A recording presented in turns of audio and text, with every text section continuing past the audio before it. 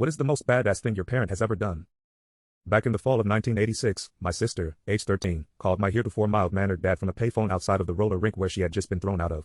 A local psychopath bully named Bob, age 18, and his friends, had been bullying her, hitting her, shoving her, etc. The so-called adults present had evidently not observed what was going on, but suddenly they decided that the perps and the victim were fighting and threw them all out without bothering to get the facts or ascertain who was actually victimizing whom.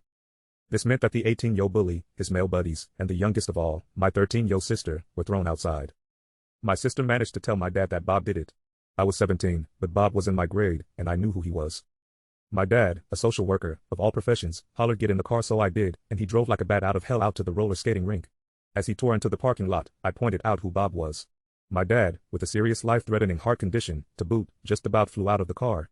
Instead of doing what one would expect a social worker to do, such as calling the cops, or attempting to speak rationally to the parties involved, my dad ran over to Bob cursing and swearing, grabbed him by the front of his shirt, lifted him up, and actually threw him onto the hood of our family car, then picked him up and slammed him back down a few times, banging the sob's head on the car hood a few times to make his point.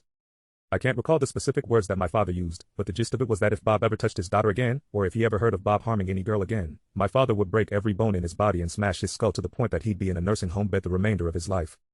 While all this was going on, my sister got in the car and buckled herself in. I, for some weird reason, was concerned that Bob would call the cops, have my dad charged with battery and disorderly conduct, my dad would lose his job, health insurance, etc., and that my dad would get sued civilly and our insurance wouldn't cover it and the family would lose everything. Of course that didn't happen. Psychopath Bob apparently realized that he'd met someone who was even tougher than he was. We never heard from him.